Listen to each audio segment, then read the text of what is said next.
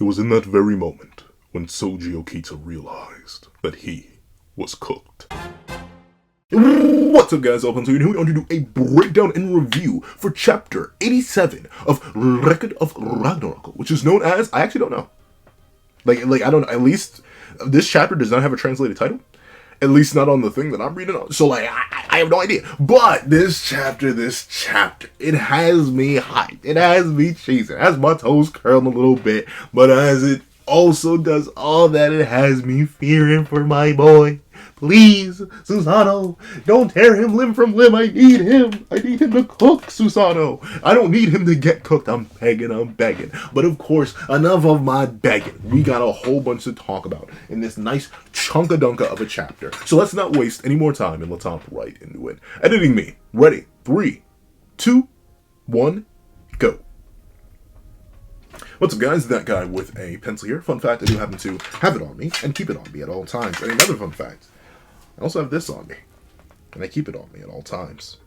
This will come back later. We'll talk about this in a bit. But, with that being the case, SOUJI Okita. I feel like a lot of people, at least when I talk to my friends, they still don't get why I'm so hyped for SOUJI to fight, and why I'm so excited that we finally get to see him cook a little bit. Look at my boy. But it still is. It's straight up because of how long he's been in the narrative. Like, he has the longest gap, I'm pretty sure, of, like, character introduction, who's meant to fight, and their fight. Like, remember, Hades got introduced right before his fight. Like, despite, I'm assuming it was well known. After both Poseidon and Zeus got introduced, even though Hades wasn't on the roster, a lot of people, since we got, like, a really early hinted design for Hades, but he just hadn't shown up yet. A lot of people assumed Hades was gonna fight, but the character himself doesn't make a debut until the fight right before his against Kin. That's when he shows up. Characters that have started to come close, sort of, to what SOUJI had are like Nostradamus, because Nostradamus has been around for a little bit, well before his battles look like... Well, maybe he's... Nah, I don't think he's next. He's like the final wild card of humanity. We probably aren't going to see Nostradamus for an equivalent time from his introduction until the point where he has his final fight, just because of how crazy Nostradamus is implied to be. But SOUJI having been built up to, hyped up to, being in there for my favorite conflict in the entire series. Realize, we're just now seeing the start of him fight. He was introduced well before chapter 34. Because if you remember, I believe, I'm going off the top of the head, so this is 50 chapters. And remember, this is a monthly manga, so 50 chapters is a solid 4.5 years. Not 4.5. That's bad math. 4 years and 2 months. But 4 years and 2 months, if you remember, he had his moment with Sasuke Kojiro and Buddha and Isami Kondo against the 7 lucky gods. That's how long he's been here. He's been hyped up as a threat all the way since then. We still have so much we've yet to see from Broski. I'm so excited. But this chapter strikes fear into my heart. But once again, enough of the hype. Let's actually hop into the chapter itself. So we open up and we do get to see that SOUJI is the only one who's actively taken a battle stance, which should have warned me. You can check it over. You can check out the live reaction over on the Patreon for as low as $1 a month, or you can remember for as low as $3 a month. You want to check out the live reaction, which is actually 33 minutes long, by the way. It's a chunker, but of course it's a chunky chapter, so of course the live reaction will be long. But like, I should have realized. Should have realized from right then, because notably Susano. This is not a sword stance. Like, I'm not professionally trained, and while it does look cool, it is not a sword stance. It simply isn't. So the moment Susano was still posted up like this, I should have realized something was up, because SOUJI was prepared. I know I'm wielding a katana. I'm wielding this in the absolute wrong way. I haven't even taken it out of the sheet. But still, I should have known. But we see that Okita SOUJI, he's grinning deviously. And once again, I know you're all going to get sick and tired of it, but I only get to glaze Record of Ragnarok once a month. I consistently mention it in other Glaze Fest, but I only get to mention it specifically in Glaze specifically about once a month in terms of the chapter reviews. Gorgeous, man. Gorgeous. Once again, in comparison to Susano, who I feel like starts to delve into the over-designed category. Like, I feel like there's a lot going on with Susano to the point of absurdity. Man, Okita SOUJI. Simplicity refined. Every single bit of detail that could have detail is detailed. From the hair to the individual strands, to the individual rivulets on the hair tie, to the individual pieces of the hair tie that leads into the ends of it, to the lightning or the red fuel, that demonic energy leaking from his eyes, to the bladed teeth, to the detail in the hilt of the katana, all the way to the curvature of the blade and the indentations upon the steel, from the musculature and the shading upon the musculature, from the cloak having multiple different colors built into it, from the deepest shading to the lightest shading, showing the depth, and even the shadow that's shown in the cusp of his kimono. I'm not sure if it's a kimono. It's not a kimono. It's not a kimono. It's not a kimono. Whatever it's called. But like, actually, maybe a kimono. I'm not sure. I think maybe it is. But like, whatever. I don't know. I'm sorry. I do not know enough about Japanese clothing. But from the scarf itself, usually, and I know this is like a weird metric to like glaze artists for, but usually, and I do it myself too, so don't think I'm like knocking any other artist when I do it, because it's just easier. Whenever you're doing like a fabric pattern, it would be really tedious to go in and like properly do the pattern along the bends of the clothes like it would actually be. It's just annoying. Like, it's not impossible, but it's just very, very time consuming. That's why you'll see in a lot of manga, especially, because I say, because comics typically come out monthly, they don't come out weekly, they end up having like a lot more production time, and thusly you can do things like this, and that's why I give the Ragnarok manga credit. Usually in a lot of manga, you'll see a pattern, whether it be on a shirt or anything, it just won't line up with how the clothes would actually be. Like, it'll just be a flat uniform pattern. And it's honestly a little bit attention breaking when you look at it at certain times. But the Record of Ragnarok mangaka, both of them, are so insane that they said, you know what, we're going to do this checkerboard pattern how it would actually be and bend. Every single square has its own individuality, and even the scarf itself has shading behind it. It is crazy. It is just like this, and this isn't a knock to Ikimoto or Toyotaro. This and Boruto and Dragon Ball Super are both monthly manga, both about the same length. Though actually, no, I will give credit. I will give more credit to Toyotaro and to Ikimoto because they are working alone. They have assistants, I do believe, but like, there are very explicitly two artists on here. So you could like chalk up this 40-page chapter to about like 20 pages each, which is about as much as a weekly mangaka does, depending on the weekly mangaka. So still, it's all crazy. Next level. Record Ragnarok art. The only art from manga that I read consistently that will go band for band and sometimes exceed Record of Ragnarok art is Murata from One Punch Man fame. He's it. Like, there's no one else that compares. I'm sorry. As much as I love Kohei Horikoshi, he does not. He doesn't. Even peak Horikoshi does not reach peak Record of Ragnarok mangaka or peak Murata. I'll say it. And I love Horikoshi. Y'all know I glaze Horikoshi to the utmost extreme because the man's an amazing artist. He's a demon with a pen too. And I give him even more respect because, once again, while he does have assistants, he does all the artwork himself. Week by week. I don't care if he's on break every other week. That doesn't matter. Bro's still a demon with it. So I gotta give my credit where the credit is due.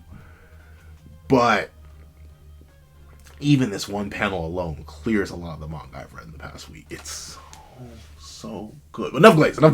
We see that SOUJI reels back. And of course, the main thing that's on everybody's screen, on everybody's mind, is apparently those burning blood red eyes. That human's eyes. They're red, right? Ugh, they're scaring the life out of me. Okita, you seem to have been going... Wait. I can read. Give me a second. Okita, you seem to be going with all you have from the start, which is horrid. Remember, this statement is going to haunt us for the rest of this chapter. Okita, you seem to be going with all you have from the start. He's swinging with all he can muster, presumably. And once again, unfortunately, I forget all these characters' names. But we see another one of his friends say, it's been a while since I've seen SOUJI fight to the end without the disease. And another one of the friends goes on to say, that's right! I'm so hyped! I'm getting goosebumps! And of course, the regular people who don't know SOUJI are like, that little dude is humanity's strongest manslayer? Not gonna lie, he looks like a kid to me. And funny thing is, if you look up actual pictures of Okita SOUJI, that was a full-grown man. Like, I get he was young, but like, That's a full-grown man. But we see Isami Kondo. He's like, y'all know the half of it. Let my boy cook. And we see that he doesn't say a word. He hears all the doubters. He hears all the shock. He hears all the confusion. Even the fear of those scarlet eyes. On some Hunter x Hunter type beat. But he thinks in his head, show them, SOUJI. Show them why Okita SOUJI is the strongest swordsman of the Bakumatsu, and the reason why he is so feared. And almost as if hearing the command, as if they have bonded so deeply as pseudo-father and pseudo-son, that Isami Kondo, his very thoughts transcend to reach the demon child. SOUJI immediately lunges in. Once again, though, it's all about portrayal. It's all about portrayal. It's all about reaction. I know not everything in life requires a reaction, but this is something we're going to focus on as we think about the reaction. Look at Susano. Not a move to guard. Not a move to block. Nothing. SOUJI, who at least is implied by his homies, who may not know his full strength, that's entirely possible, at least implied by his homie, to be going with all he's got from the start, lunges in. And we see Heimdall go, oh wow, golly gee willikers, fellas. My toes are low-key curling. Okita SOUJI, charged straight at the sword god. Which I still think would sound cooler if he was like the god of blades. Or the god of all swords. Or something like, I don't know, sword god seems a little bit underwhelming. But still, I do like the title. And we see that Ares is like, I don't want to give Ares. I know exactly what voice I'm going to give Ares. Because I can easily forget which voice I give him. He's underestimating his godly opponent too much. That will end in an instant. You know, honestly, one thing that I'm shocked, and notably, I say this, knowing Apollo versus Leonidas was very, very short. I'm not going to lie, I'm going to talk about that fight. I'm going to talk about that fight. I'm going to talk about Buggy Boy versus Tesla one of these days. It feels like Apollo versus Leonidas was done more so out of obligation. Like, that is definitively, I think maybe the only shorter fight in the series is Thor versus Lubu. Like, I think that may be the only shorter one. But I needed to recheck. I need to check the chapter span on that one. But I've low-key been kind of wondering if we're ever going to get a fight like that. That does, like, get all the hype, get all the proper build-up, and then just one opponent one-shots the other. Like, we haven't gotten that yet, and it's so late into the narrative and we have so few fights left that I don't think it will happen. But at the same time, I wonder. Of course, it's Ares saying this. And if it's Ares saying it, I want you to know it's not it won't happen. Ares could say the sky is blue and the sky will turn green. Like, legitimately, don't trust what Ares says here. But we see that it's truly Ares underestimating the divine speed of a certain swordsman. As Heimdall Ellie declares, they're entering each other's Huh? And I do love this. Even though this seems like a full reaction to considering what happens later on in this chapter. I love how their effective ranges are displayed. I love how SOUJI's is blurred because he's in motion, while Susano is perfectly still, so his range is absolutely stable. And I love how the instant their ranges overlaps. Meaning, like, at this point, at best, they could touch tips. That sounds bad. But, like, it's true. At best, they could probably, like, swing and just barely make contact with each other. At this point, the instant, because SOUJI has such perfect spatial awareness, the moment he gets into Susano's range, he just vanishes. And we see even Susano's like, did I fall asleep? Where did he go? And we see Ares is like, oh, he disappeared, which I do like. We'll talk about it in a second, how much I do like this and why I like it. But we see Susano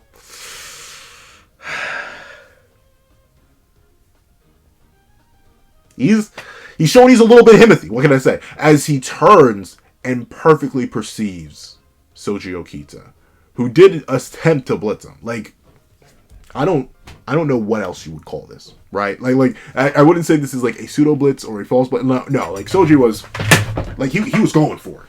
He was definitely going for it. Just like I'm gonna go for a sip of water.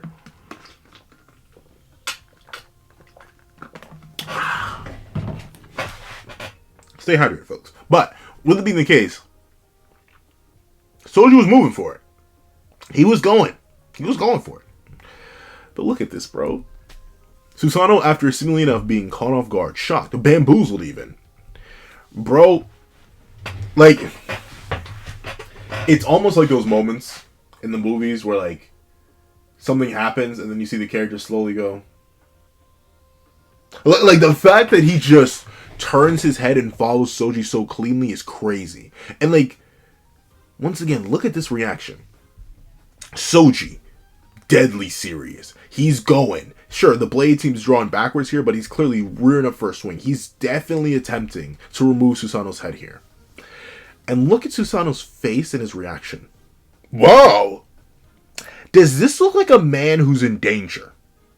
Like legit, does this look like a man who has fear coursing through his veins? That, oh no, the big scary sword slayer man, the manslayer, he's gonna come tear up my gut. I gotta stop talking the way I do. I gotta stop talking the way I do. What is wrong with me? But, like, does that look like a man who's terrified for his life? At least in my opinion, no, it doesn't. Like, he's reacting like I would react. Like, whenever, back in the day, whenever my family would host big cookouts and, like, the kids would find random sticks, and since I was the biggest cousin at the time, that was actually one to play, they would, like, swing the sticks at me, and I'd be like, whoa, wow, crit, and I'd catch the stick. And, like, snap it. Or if I was feeling, like, extra fancy and the stick was extra sturdy, I'd grab the stick with both hands, then lift them up off the ground. Like, that's what this looks like. It's so blasé. And we see Susano, despite entering SOUJI's range and SOUJI attempting to suddenly shift his range of danger to the point where Susano wouldn't be able to dodge, Susano casually backsteps. And he weaves entirely. And once again, I am loving this. I love the portrayal of SOUJI's speed. He's in midair, right? He put all of his body weight behind that strike. He used all the motion he got from leaping off his foot and vanishing from this point to swing for Susano. But Susano weaves. The instant SOUJI lands, he touches one foot on the ground and he's instantly in the air. And this is something I greatly appreciate because I think, correct me if I'm wrong, because I don't have all the fights memorized, but outside of maybe Adam, who I would say is really just a high-level all-rounder type of character, SOUJI, he seems like our first genuine human speedster. Like, where speed is his main gimmick. And, like, a good way. Gimmick consistently has, like, negative connotations nowadays. When I say it's his gimmick, I mean it in, like, the nicest way possible. The best way possible. SOUJI's speed being so absolute that he just immediately vanishes is great. We've had a bunch of different human archetypes. We've had the pure powerhouse in Lubu. We've had another pure powerhouse in Raiden. We've had the high-level all-rounder with perfectly balanced stats in Adam. We've had the technical analytical fighters in your Sasukis, in your Teslas, in your Jacks. We've had even the, like, more so balanced brutes like your Leonidases. We've had all these different types. We even had another all-round balancer who was more so focused on evasion in terms of fighting for humanity in Buddha. But realistically, the only speedster, and even then, this is kind of quotation marks, but I say it's pretty accurate, the only speedster we've gotten in Record of Ragnarok is Poseidon. Think about that. Has any other character really been shown to use their speed as an immense asset to them? Thor, despite being a god of lightning and storms and stuff like that, his speed wasn't necessarily the crazy thing they highlighted. It was his unbelievable and unstoppable strength that they focused on. Was like, yeah, this is the big thing. For Shiva, it was his crazy fighting style that incorporated dance and stuff like that into it. For Hajun / Zerofuku, that was more so like the chaos that they would be able to create with their ability to consistently shift their body parts, or Misery Cleaver when they had that. For Zeus, it was once again, he's pretty much the exact mirror to Adam. That's why that fight's so good. It's a battle of two mirrors, where Zeus is just a really high-statted all-arounder type, where his speed was a big part of that, but it was also his overwhelming power. SOUJI, heck, even when I'm thinking of Kin, I'm thinking of Hades, I'm thinking of everybody, the only god or only combatant that we've seen so far that comes to mind whose speed was the big thing that they used, honestly, kind of low-key to their detriment. And I say this as, like, I would have been really interesting to see Poseidon do, like, water things as the god of the seas, but hey, be like that wouldn't be like that. It's very interesting to see a speedster being portrayed like this, and it makes sense considering SOUJI's build. Like, once again, he's noted explicitly to be tiny, almost childlike in terms of his general overall form. You look at him and you don't really see the strongest mansley in history, and it's just a trend. Usually, the smaller the character, the faster they are. Like, in everything. I'm thinking of Ben 10, I'm thinking of Generator X, I'm thinking of, like, a darn near, like, typically, small things move quick. And I like that Soji's getting that treatment, and I like how it's being portrayed. Because you could just have characters say, oh, he's fast! But the non-verbal storytelling here of Soji genuinely disappearing whenever he lands and reappearing in the next panel, beautiful. It's simple, but so well executed. Once again, thanks to the art and due to the portrayal. And that's amazing. And we see Soji, once again, kind of building into that he's cooked narrative. He lands, leaps, and immediately, and I love how the detail you can tell, he very specifically sprung off the foot he landed on. He squats into the land here to get the momentum to immediately leap for Susano. But look at this. Bro reels back. Blade fully in hand. He goes down for the swing entirely, and Susano just... I want you to realize, Susano hasn't even drawn his sword yet. Remember this. Remember that he has not even drawn his sword yet. And we see Susano says, nice one! Once again, does this look like a man who believes he's in any danger? Does it look like a god who believes he's in any danger? Under any threat by Soji, who apparently is going all out from rip. He has the demonic eyes. Like, what? Are we really seeing it? Does Susano even seem remotely stressed? If you answer no, you just like me, for real, and also see the vision. And by the vision, I mean the consistent fear for my boy's life. Like, I'm genuinely concerned for Bucko. Because we see Susano just say, nice one, and no-sell it. And once again, he no-sells it with one arm.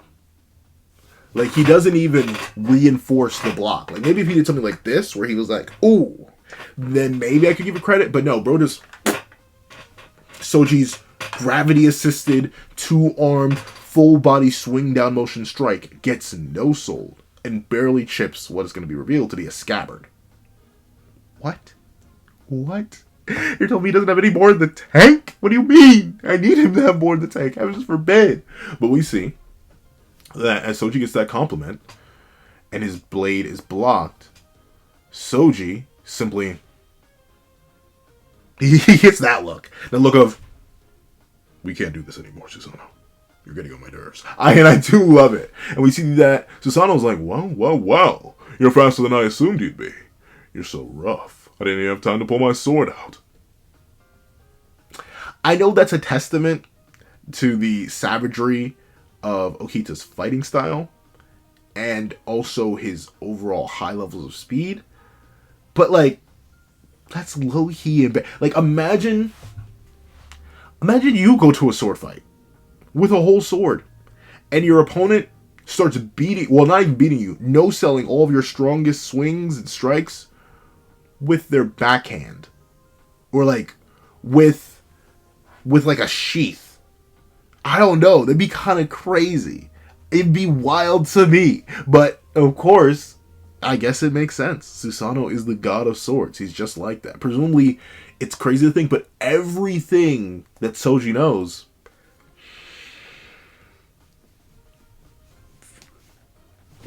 like, it's all him. It's all Susano. And it's going to be something that's going to be highlighted later. Everything is Susano. Everything sword related. So everything that Soji does was either born of Susano or Susano knows about. Because it's all in the sword. He's clearly a fan of Soji. He's likely watched a lot of his fights. He knows everything that Soji has to offer. And unfortunately, even with Soji catching him off guard with the speed, it just isn't enough. Susano's stats are just that good. And we see Susano knocks Soji off his blade. He says, in that case, what about this? And we see, once again, in what at least feels like to me, and I may be wrong on this, correct me if I've lost my good mind, but what low-key seems like just a hard flex. You're in the midst of a sword fight. And Susano, after blocking a downward gravity-assisted strike, while notably you're just barely landing, bro says, I'm not even going to draw my blade on you, Bucko. I'm going to take this opportunity. Hold my knee real quick. And he goes to knee Soji. The disrespect is immaculate. I'm not going to lie. And once again, it's like the worst kind of disrespect. Because you know Soji's actually generally respected by Susano. So, It's just crazy. It's crazy. It's crazy, bro. The fact that all this happens. And we see that Susano, after going in for the knee, does get weaved, which oh, heavens forbid if he did not get weaved. Oh, I swear we'd be in so much trouble. But he does get weaved. And notably, I love how SOUJI uses Susano to his advantage here. He leaps. He essentially pulls his legs up, jumps over Susano's flying knee. In fact, his whole flying kick. And then proceeds to, blade in hand, land on Susano, use him as a foothold, which is metal. Like, that is crazy. Using your small size to your advantage like this is very metal. Plants Susano's feet into the ground using his body weight, and then goes to swing for his head. Like, he moves deviously. Like, and that's what I'll admit. I'll admit one thing. There are two things I really like about SOUJI so far. I like that he's being portrayed as a speedster, primarily, because we've only had one speedster so far in our, 9 battles, and it was Poseidon, who was 6 battles ago, and literal years ago, both in the anime's continuity and especially in the manga's continuity. But I also like how he's being portrayed to be the most ruthless of anybody we've seen so far. I guess maybe Poseidon has only been more, ironically enough, he and Poseidon have a lot of similarities, I think, that, other than the eyes and the weapon. But he's the only one that at least feels like he's been going for an execution from round start.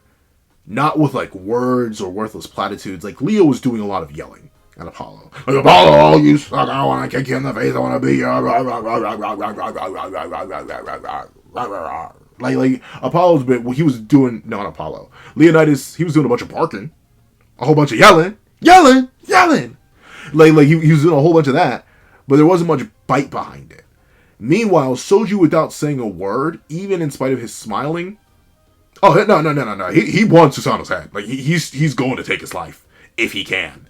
But we see that Susano, that is so metal. Once again, for two combatants who I wasn't necessarily sure what to expect from their battle here, to see the multi-stage utilization of this.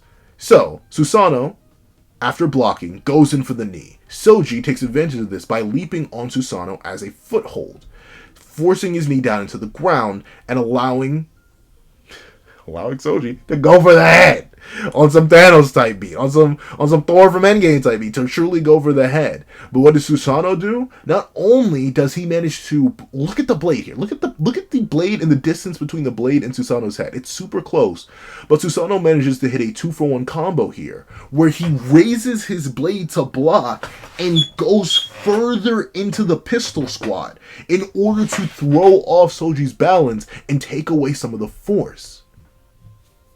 Choreography here is smacking. Dog, what? The kind of creativity you gotta have. And you can see, once again, more so playing into the fact that Susano's very clearly the superior here. Maybe just in general, in terms of overall stats, because he's been oh no, I'm so scared. Wow, you're doing great. But he's not taking any damage. He's been blocking everything. Look at the absolute stillness. Complete lack of motion. SOUJI was not able to make Susano flinch. That's crazy. That is insane. The fact that Susano has such a definitive, notably there definitely been matchups so far where the strength advantage is clearly in one party's favor, Hercules versus Jack is the biggest example. But at the same time, to see this so laid bare, to see Susano just, You're neat. I like your techniques, but your power's a little bit lacking, Mago. To see him do that is crazy. And once again, he goes back to glazing. He's just like I expected. Gosh darn it. Tennen Rishin Ryu is the strongest when it comes to combat. He's glazing him. He's look at you. You're the strongest of humans.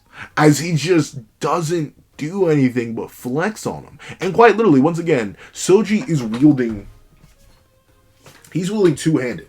He's got the good W grip on the blade. He's wielding full force. Once again, I have no idea how to wield a sword, but he's wielding full force swing.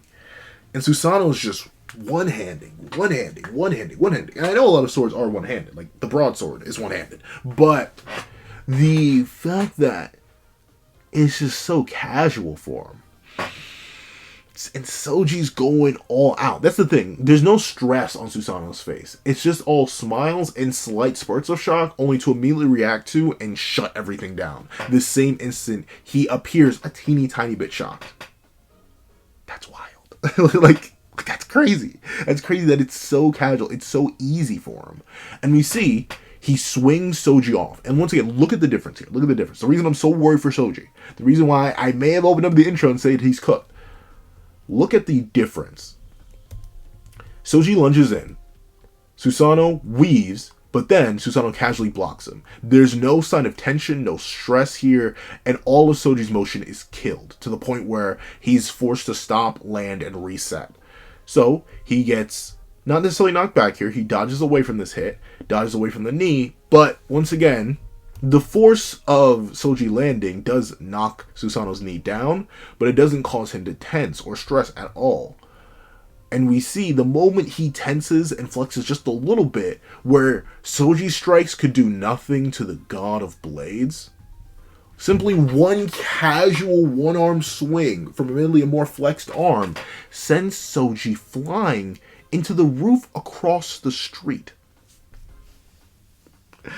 Which means that they're equals in everything but strength and longevity. Because, like, Susano's clearly stronger, and he's a god, so he's going to have more longevity than SOUJI does. So the fact that SOUJI's getting knocked around like this so early on into the fight, it's horrid. It's embarrassing. And we see he lands, and I do like this. He does react in time. He doesn't just get slammed straight into the roof of the building. He does, he grinds to a stop in the tile of the roof. He's like, okay.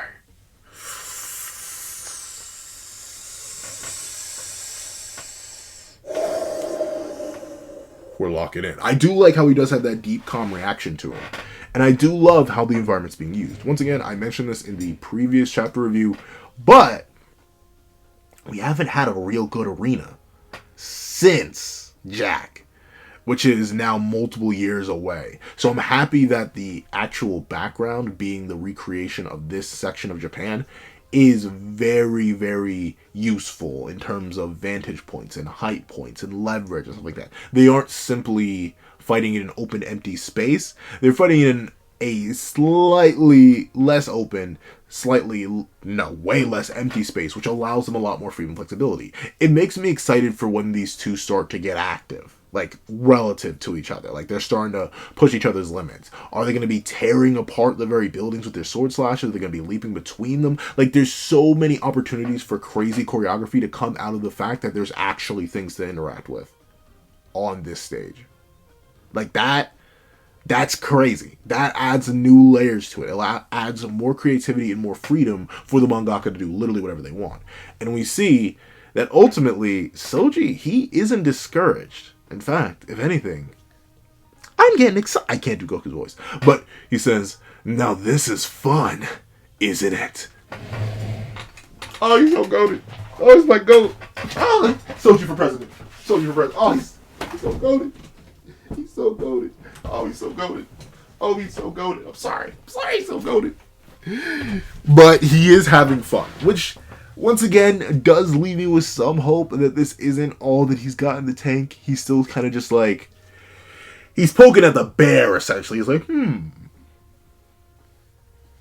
you seem powerful, but are you truly? He's messing around a little bit. I'm hoping that he doesn't have more in the tank, but I'm hoping that he does have more in the tank, and that Susano doesn't, because they ain't looking good for this chapter. However, once again, giving to that speedster dynamic, SOUJI, eyes ablaze, disappears and starts running along the rooftops. Once again, look at this man. Not a lick of fear in those eyes. He's having the time of his life. So we should get concerned. But we see that as SOUJI does a dash and make it go fast, they immediately force Susano to turn around and chase him, to track him. And SOUJI immediately, I love this too. He falls forward, at least that's what it looks like, falls off the roof, dives in, only to presumably kick off the roof's ledge and go in for a slash on Susano. But once again, Susano's just smiling and weaving everything. This divine next level speed is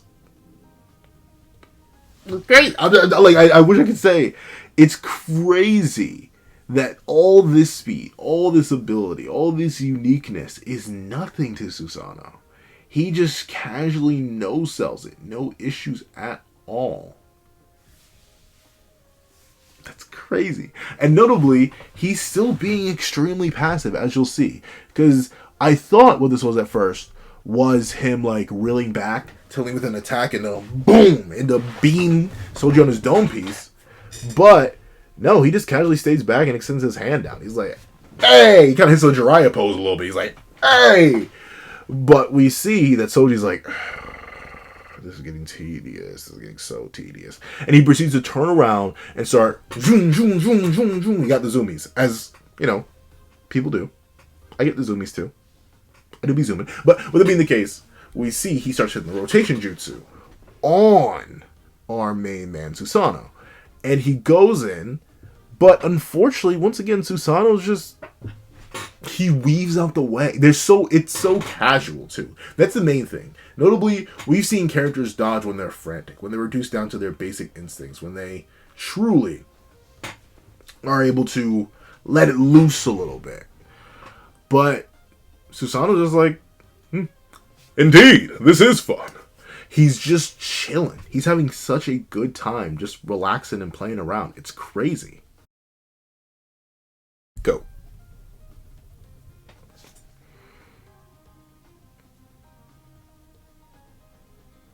But yeah, that's the thing. He's like genuinely just having fun and like messing around and doing all this while styling on Okita. There's no challenge to it. There's no fear in his eyes. There's no nothing. He's so relaxed. And that has me worried for SOUJI. Especially considering, look what Ares and Hermes are talking about.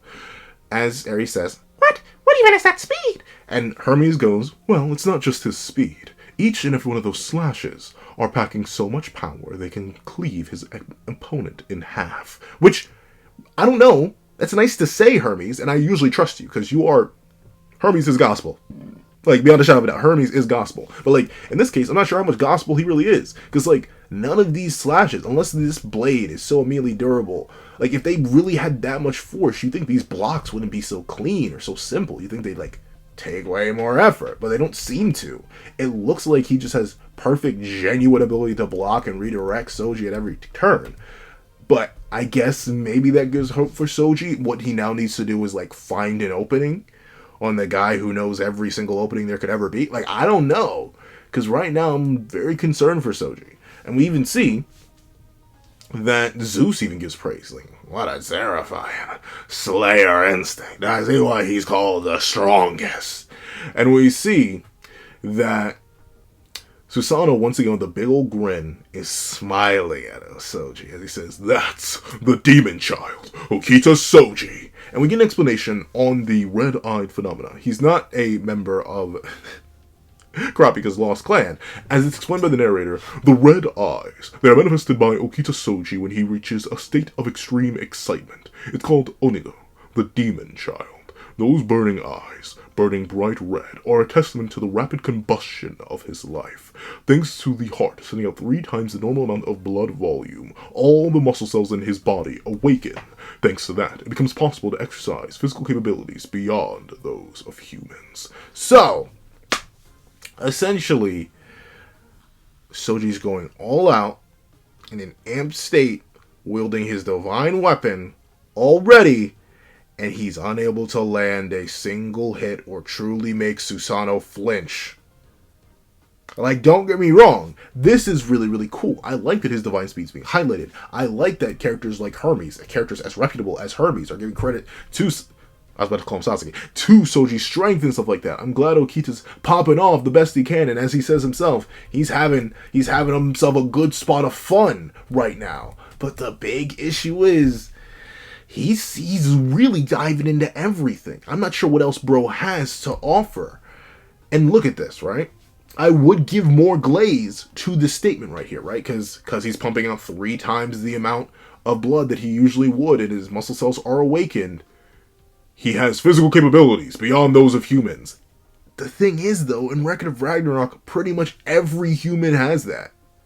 at least every combative human. Like, sure, the randoms in the stands don't, but like every single human we've seen have had physical capabilities beyond those of humans.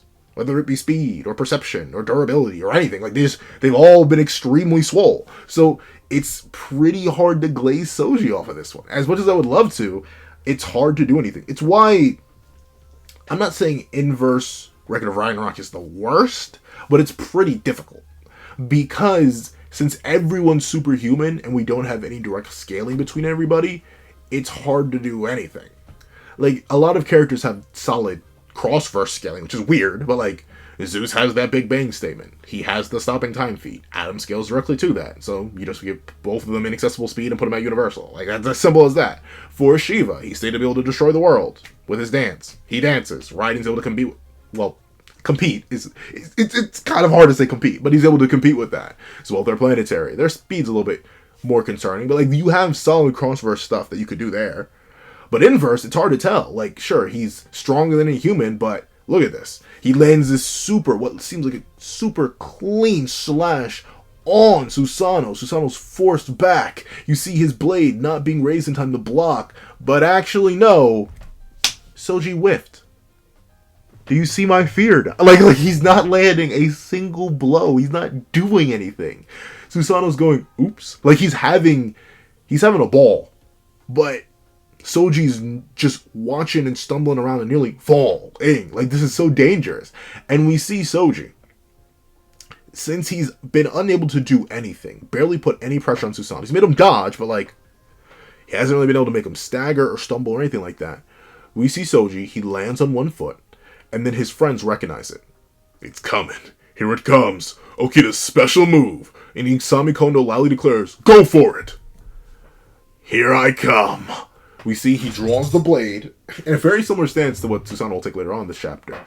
And he pierces forward. Notably, look.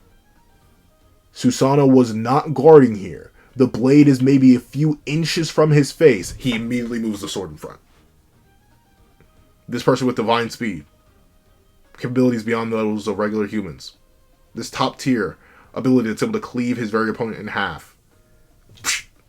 Easily reacted to and blocked. Of course, this still is impressive, as SOUJI manages to pierce into this scabbard, and then he hits him with the 2 and pierces into the scabbard again, and hits him with the 3, but no, the 3. Every single hit of the Secret Tenon Rishin Ryu technique, 3 stages thrust, every single hit lands, but they're all blocked. And admittedly, it seems to be the first time SOUJI tends to genuinely stagger Susano a little bit. Like, he's forced to take a step back or two and he's knocked off his feet, which is good, but all of them still get blocked. There's like, it's all light work, no reaction for Susano, which is worrying for SOUJI, as he's clearly diving. He may not be going, but then again, it's his, what do they call it? Special move. He's going all out. He's in a state of extreme excitement. He's doing all this. And what damage does it do to Susano? Absolutely nothing. You see my fear? And once again, remember, Susano hasn't even drawn his blade. As it's iterated, when Heimdall says, Okita SOUJI's deadly technique, the 3 stages thrust, was stopped by Susano in the last moment? Yes, in a certain sense, but it really didn't do much, and we see this break. And notably, the friends start to glaze, and who knows, maybe we ain't watching the same fight as they go, that god is good. Are you for real? He really stopped all 3 thrusts on his first try? No way! I thought he would settle it with that. We must not be watching the same fight. Because immediately Susano's like, wow. So that's the godly speed? That's the godly speed of the 3 stages thrust, huh? That's insane, dude. Don't you agree? And look at this. Still a grin. Maybe it's a little tiny sweat drop. And we see Ares start to tweak out as he's like, He stopped the attack, but I heard an unpleasant sound. Do you guys think that's the sacred treasure? That it broke? And Hermes is like, nope, not at all. In fact, what was destroyed was its sheath. So we see finally the thick old crusty blade gets destroyed and reveals something much more finite, much more beautiful, much more perfect. A blade. Simple and clean. For when you walk away. Let me stop. And we see that even the gods are like, whoa, what a majestic sword. That's one of heaven's supreme sacred treasures, Ami no Murakumo no Tsurugi, the heavenly sword of the gathering clouds. Whew. Whew. It look clean, don't it? Look at this. I may have something similar. It's different though. It's different. Notably, look at the design differences. Number one, I'm not sure what this is called, but the part that leads into the blade is different. But from the hilt, the handguard, the being similar to the blade's coloration being similar to the ridges of the blades being similar, low key, I may just be Susano. If you look at me the right way. But that's the crazy thing. Susano's been doing all he's doing in response to SOUJI going all out with a sheathed blade. And notably, look, Okita's special move, this thing that they were confident was going to take out Susano on its hit, on its impact point, doesn't even do anything. Like, the blade itself is unharmed. Like, it wasn't even touched by any of SOUJI's strikes. Uh-oh. And we see that it's stated, Susano finally draws his sword. Ame no Murakumo is revealed at last. And we see that the Japanese students are like, huh? That's Ame no Murakumo no Tsurugi? That can't be the case. No matter how you look at it, that's a katana. That's completely different from Ame no Murakumo no Tsurugi. That's told in Japanese history, right? Which is a very clearly fundamentally different blade. And we see that certain people come forward to explain. That curvature, that blade pattern, I just can't get enough of it. And we see these three people. Even though it's my own work, I'll admit, I'm impressed. Swordsmith Hoyuki Yatsuna. I'm sorry, I can't do it. I was doing good on Ame no Murakumo no Tsurugi, but I cannot say these names immediately. But Hoyuki Yasusuna, Masterpiece Dojigini Yatsuna. And we see another one, Sanjo Fumichika, with the masterpiece of Mikazuki Munichika, goes, indeed. And finally, the swordsmith Awaguchi Kamitsuna, or Kunitsuna, whose masterpiece is Onimaru Kunitsuna. Oh, he named his blade after himself. That's a flex. Okay, flex on that. He says, that sword is without a doubt the best in history. And note, these are three human blacksmiths. And then we cut to these two. That's exactly what I would expect. After all, as a blacksmith, I melted the legendary sword Ame no Murakumo myself. The goddess of blacksmithing, goddess Kanoyogo. And we get to see this series version of Hephaestus, the god of fire and blacksmithing.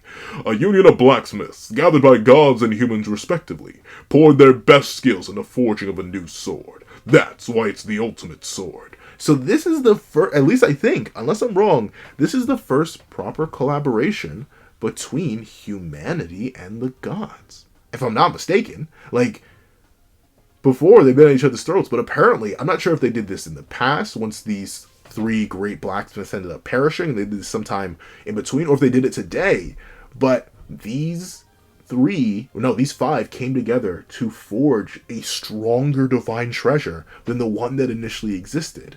And we see that Heimdall gets the glazing immediately, as he should.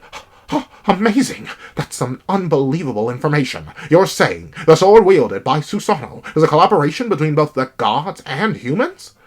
And we see Susano's like, it's a shame I couldn't give it an introduction far more glorious than that. And it's true, in a sense that the blade was just revealed, but still, I think it's a pretty metal introduction, as all five of these people work together. I do think it would have been neat if it was 6, like, balance of humans and gods. But then again, it reinforces that the gods are more powerful, right? Because, like, look at that. It took 2 of them to help forge it, but it was the 3 humans who need to work together. And we see that SOUJI goes, wow, that sword really is nice. This is the first time he, like, breaks out of his I will tear you limb from limb state, which is nice. And we see that he causes Susano to geek out a little bit. He's like, right? This rounded handwriting, this majestic blade, can someone even resist it? I don't think so. Well, the heaven and earth, that's the greatest sword. I named it Onigiri Ame no Murakumo, the heavenly demon-slaying sword of the gathering clouds. Gasp! Like, once again, I'd get my hands on that blade. Like, if I could, I'd get my hands on it. But even he's like, this is beautiful. This is crazy. But that's also extra crazy. Because look at what he says next. I never thought the day would come when I would use this. It's the only sword fit to slay the demon child. Bro sacrificed his original sacred treasure, had it reforged by 2 deities and presumably 3 of the greatest I've messed it up already. The greatest blacksmiths in all of history. Specifically, he never used it. As he says, he never used it to just slay Okita SOUJI. Dog, what? Like, I'm not sure. He's smiling. He's excited. But I'd be low-key disappointed right now. SOUJI just hasn't shown threat to him. And we see that 2 great sword masters, a more famous one in Musashi Miyamoto. Like, Musashi? I'm not sure how to say his name. I'm completely made. He's super popular, but I haven't read Vagabond. I think that's the series that he's most known for. I forget.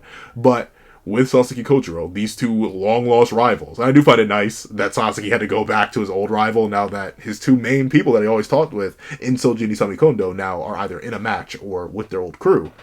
And Sasaki says, to be fair, I'm really surprised to think that humans and gods could work together to transform a sword into a katana. And when we see his Valkyrie says, it's absurd for a sacred treasure to normally strengthen. Lord Susano exceeded my expectations. He's really unusual. Which is true. Honestly, Susano's had, I think out of all the gods, he's had the most playful attitude towards his human opponent. Like, even Zeus, his playfulness came with disrespect. But, like, Susano feels like the first godly being to genuinely have full form respect for his opponent and their fighting style and their history and their location.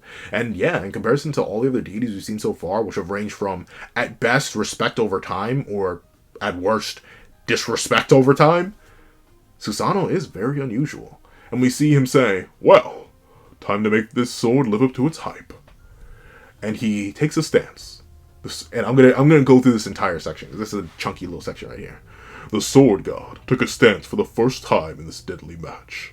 And it was nothing out of the ordinary. It was a Seigan. What? He's called the sword god, so I had a lot of expectations, but his stance is pretty mediocre. No. That was not the case. Saitodon, the top row. Don't let yourself be intimidated by his attitude. No, that's Ox, the bull stance. He's aiming for a thrust. What the heck are y'all looking at? That's Albert, the full stance. He's playing to counter him. Actually, no, it looks like the Hasu Kame, the 8-direction stance to me. No, that's the Spanish swordsmanship. Fool, no matter how you look at it, it's the French style. And of course, the human who started this was like, What are those guys talking about? Why are there so many different opinions? Just from the stance where he's not moving a muscle. As the swordsmen were shaken by the sight of that stance, the first to notice something unusual was none other than the demon child, Okita SOUJI. Without a moment's delay, the fierce warriors of the Wakamatsu and the masters of the Sengoku realized. That guy, he's amazing. So that's the stance of the sword god, Susano. What's up with you guys? Isn't he just standing there normally? Like this, look. No, that's the pinnacle of the sword. No, not even that. Those who aspire to it should be able to see it. That stance is every single one of them. Every single one? That's right, beyond the Seigan. If you truly are Okita SOUJI, you can see it, can't you? Shinra Yayorozu, godly myriad.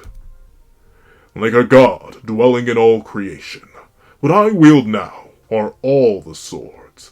Every single stance was there. Show me everything you've got, Okita SOUJI.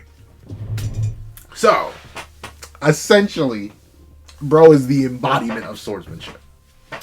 He is all that swordsmanship ever is. That is such a neat detail that I'm shocked we haven't gotten before. Once again, this fight is giving me a bunch of different things. Despite being a battle between 2 swordsmen, it's giving me a lot of different aspects that you would think 9 rounds into Ragnarok we would have seen before, but really haven't been covered just yet.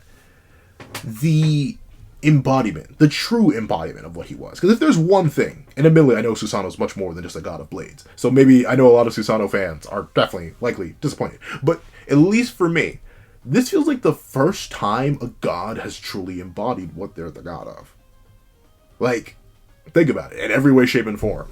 Thor, god of storms, he's a god of battle, yes, but like, Other than slight sparks here, it didn't really feel like he used too many of his lightning powers or any of the powers that would deal with storms. He didn't summon rain or anything like that. For Zeus, he doesn't even get a godly designation here. He's just the supreme god, the god of gods. Like, that's all he gets. We don't get any association with his traditional affiliation with storms or anything like that, or any lightning or anything of the sort. In fact, he uses his father's ability as his apex, the fist that surpasses time, and Adamus, which is also a reference to his own name, admittedly, I believe. I think Adamus is a reference to another title of Zeus, but still, that's more fisticuffs, no real reference to his abilities. Poseidon, the only water manipulation he does is right at the start of the battle when he parts it to come and walk onto the stage, and then never uses it again. For Hercules, Hercules doesn't necessarily have a godly designation out of one of strength, so I guess he technically embodies it, but even then, he does a whole bunch of transforming and stuff like that, which is different applications for strength, but not really strength in its most traditional form. From Zerofuku, he's a god of misfortune and luck, but that really doesn't get portrayed. I mean, Misery Cleaver, kind of, but even then, none of it really portrays that unluckiness, or the luckiness that would come with it, and Hajun being this void of fate, it's kind of well portrayed, but still, I wouldn't say to the same degree. And even Buggy Boy, once again, outside of the vibrations, which kind of is an establishment, an exaggeration on his Lord of the Flies title isn't necessarily too crazy. And Apollo, he's a god of boxing, I guess, but like, god of the sun? Barely any sun stuff in his. In fact, his weapon is based around his sister, who we don't even see, Artemis. Like, none of the gods, even Buddha, once again, I mean, I guess Buddha's all about enlightenment, so like, his path to enlightenment is a big thing. But still, it feels like Susano's the first deity to fully, properly embody the aspect of his divinity that he's specifically being noted for.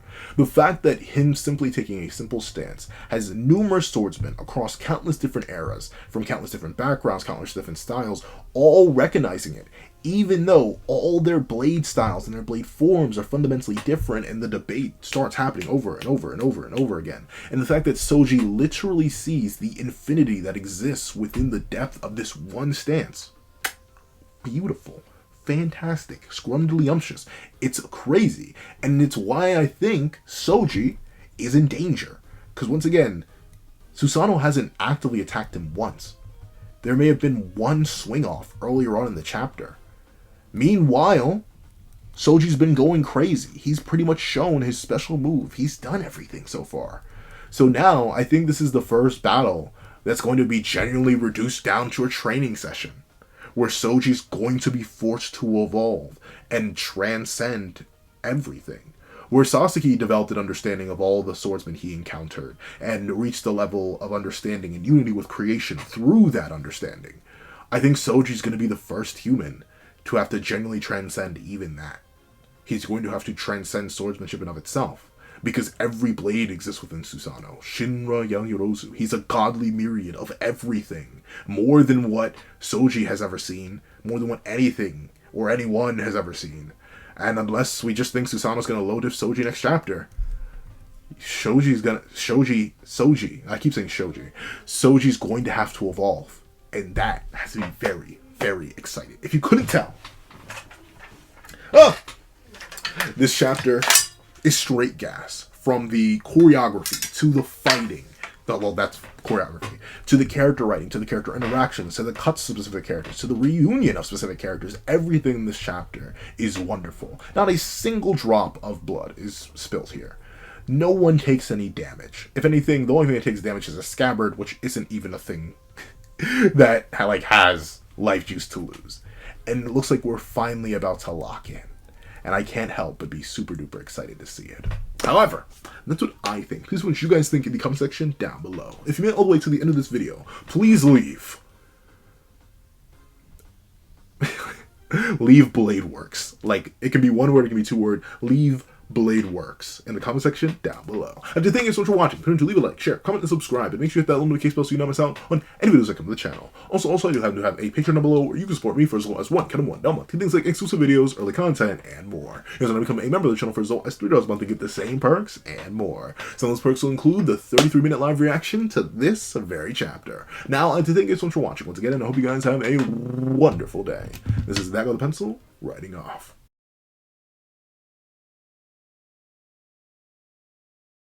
And I'd like to give a thank you to our $3 members, Recliner Plays, Greyhound, Kids Void, Astro, Red Wolf 4765, and Eternal Flame.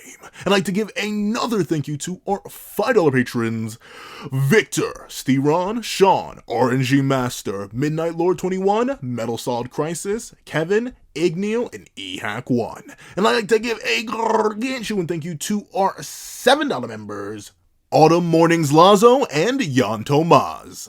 And I'd like to give another juicy old thank you to our $10 member, Jay Warrior. I'd like to give a gargantuan thank you to our two $10 patrons, Joaquin and Idemokami. And I'd like to give another sloppy thank you to our, I shouldn't have said sloppy, thank you to our $25 member, Alex Ice Rose. And I'd like to give a juicy gargantuan thank you to our $25 patron, Winter. Another fantastic next level thank you to our $25 patron, ChinaDoll09, and a final gargantuan thank you to our $25 patron, Calvin Elder.